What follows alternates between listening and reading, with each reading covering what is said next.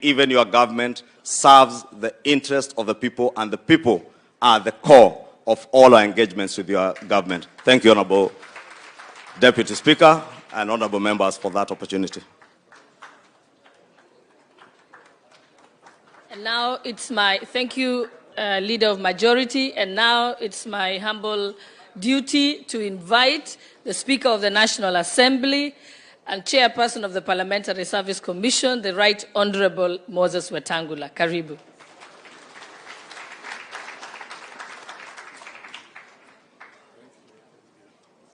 Thank you, Deputy Speaker.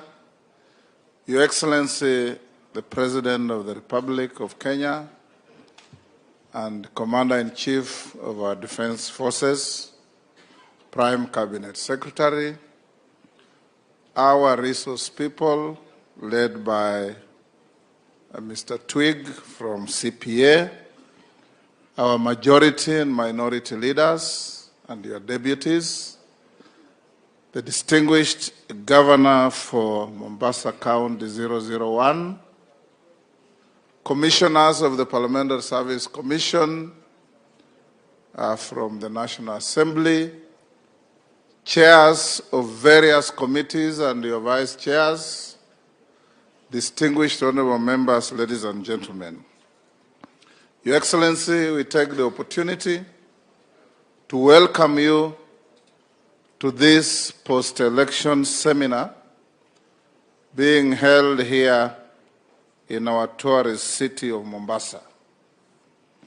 This seminar is not just a get-together by members of parliament to engage in a talking shop. It is absolutely critical to fresh men and fresh women in the House. Parliamentarians who have come for the first time will have tremendous opportunities to learn on how to discharge their triple mandate of representation, legislation, and oversight. For the old-timers, this may look rhetorical, but for the new members, it is novel. And we come here, Your Excellency, to reaffirm our commitment to our republic, to our democracy, to our constitutionalism, and above all, duty as Parliament to understand and appreciate at all times that the centrality of our 2010 Constitution are the people of Kenya. And it's the people of Kenya that we all, including yourself, Your Excellency, have taken oath of office to serve. As Parliament, we will play our role. We will pass laws that are pro-people, laws that will enhance the change that we desire and require in the country. As a Parliament, we will help you to ensure that the resources that the people of Kenya place in the hands of the government through taxes are put to good use.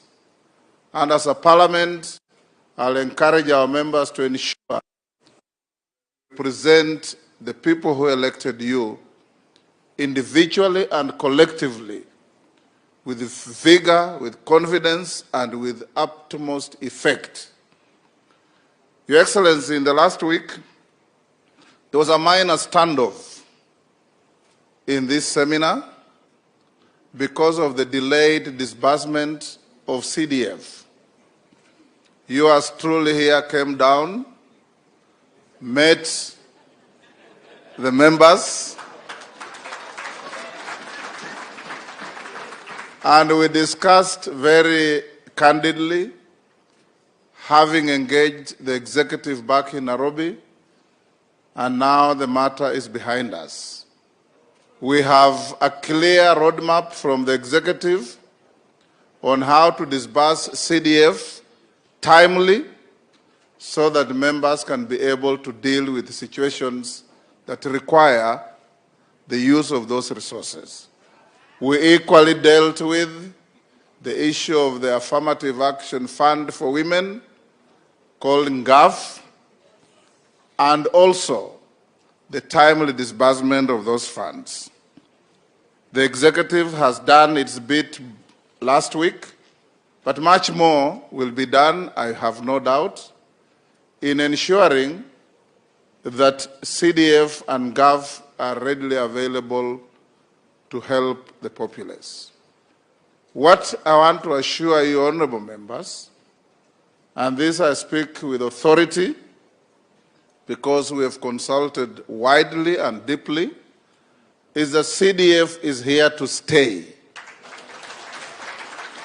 And it's incumbent upon you as members of parliament to engage meaningfully and effectively to ensure that the irritations you keep getting from vexatious litigants going to court on each and every issue at every twist and turn to frustrate the management of public resources that help the ordinary people must be put to rest by ring-fencing these funds in the Constitution.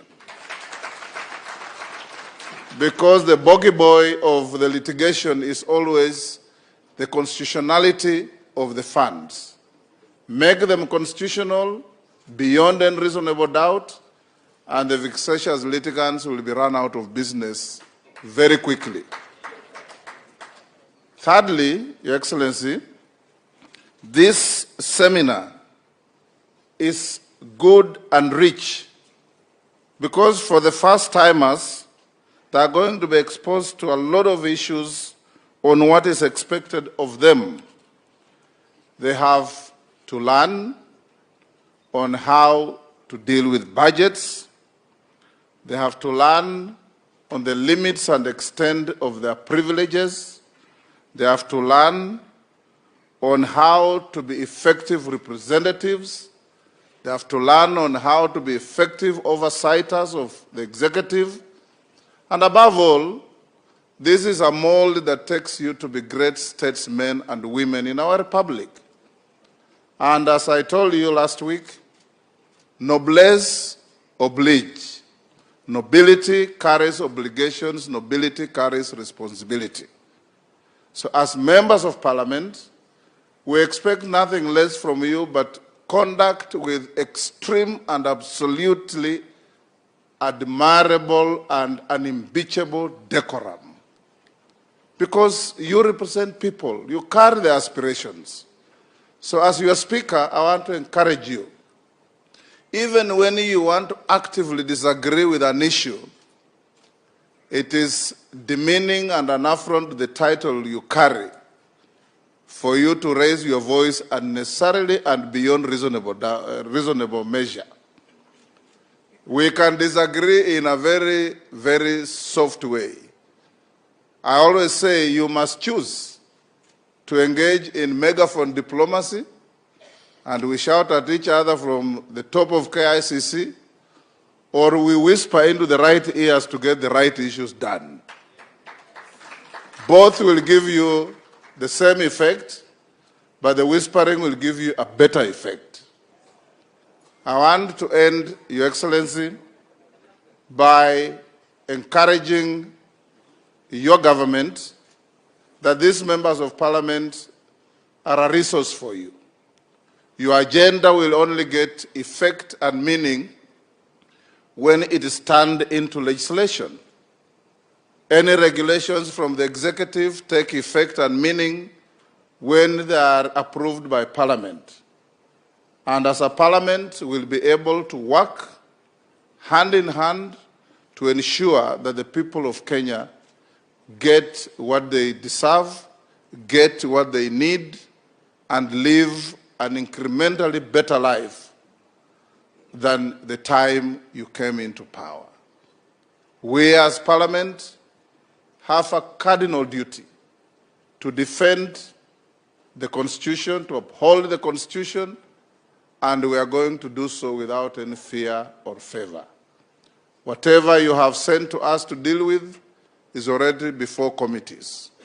Honorable members, as I finish, I have taken the extra step recently to put a team together because of the myriad of litigations that face Parliament on the most frivolous issues, I have brought together a team of senior lawyers in the House: Otienda Molo, Peter Kaluma, Murugara, John Makali, Wakili from Katanga, Osoro, and many others.